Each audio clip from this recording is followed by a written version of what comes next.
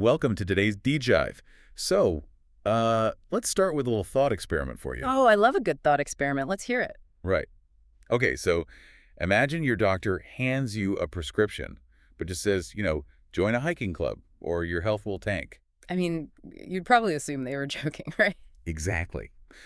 But, well, that is exactly the kind of preventative medicine we are looking at today. We're unpacking this really fascinating YouTube video from Osman. Yeah, Osman. He is a blind yogi and a master-level energy healer. And his framework is just incredibly interesting. It really is. So our mission today is to explore his core thesis, which is that a varied social life isn't just like a nice lifestyle preference. Right. It's not just a bonus. He says it's a fundamental biological pillar of your health. Yeah. Though we should probably mention his upfront disclaimer before we get too far into Oh, it. for sure. He is very clear that his natural therapies, they do not replace professional medical treatment. But, I mean, his ideas completely redefine how we should be looking at our daily routines. They really do. Yeah. Because he takes the usual health checklist, eat your greens, get 8 hours of sleep, and he just puts community right at the very top. And to understand why, we really have to look at his strict rule on how we interact, because he says phone calls and text threads just do not cut it. Yeah, face-to-face interaction is mandatory, which honestly can sound a bit exhausting. It takes effort, yeah. But his background as an energy healer really informs this. He doesn't just see a conversation as like a simple exchange of information. Right. It's more than just a data transfer. Exactly. When you are only on a phone call, you are missing the physical resonance of another person. You aren't picking up on their micro expressions or, their subtle body language. Or the literal energetic exchange she talks about, the one that happens when human nervous systems actually share the exact same physical space. Right. So relying on digital communication is a lot like eating highly processed food. Oh, I like that analogy. Like, it might fill you up for a second, but all the essential vitamins are gone. Yes. The eye contact, the shared physical environment, it has all been stripped out during the processing. You are basically surviving on empty social calories. Empty social calories. Wow. And Osman points out that historically, we didn't have to actively try to get these social nutrients. No, we didn't. Physical congregation used to just be built into the rhythm of the week, Think about traditional Sunday church gatherings or town square markets. Right, because the underlying value wasn't just the sermon or buying groceries. It inherently forced a community to gather physically. Exactly, to do neighborly check-ins and to biologically synchronize with each other. But we don't naturally have those built-in town squares anymore. No, we really don't. So Osman says we have to actively build our own architecture of connection.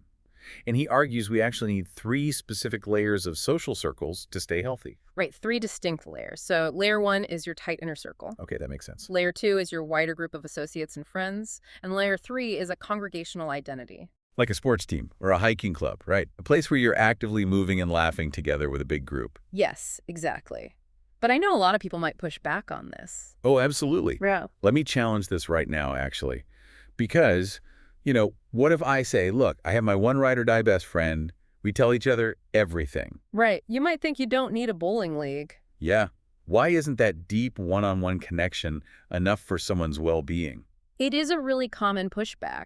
But, well, if you look at it through Osman's lens, it comes down to the different types of psychological and energetic nourishment each layer provides. Okay, so different layers feed entirely different needs. Precisely. Your inner circle provides deep safety and vulnerability, Right. but your wider associates, they provide casual novelty and, lighter stakes. And that third congregational layer provides a sense of collective identity and shared joy. Yes. So putting all your social needs on one best friend, it's like trying to get all your physical nutrition from just eating spinach. Right. Spinach is amazing for you, but eventually you are going to suffer from malnutrition. Exactly.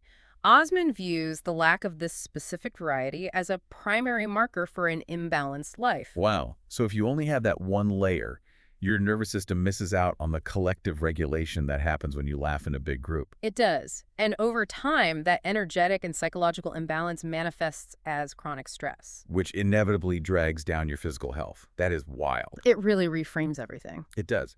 So the big takeaway for you here is that social isolation isn't just an emotional state.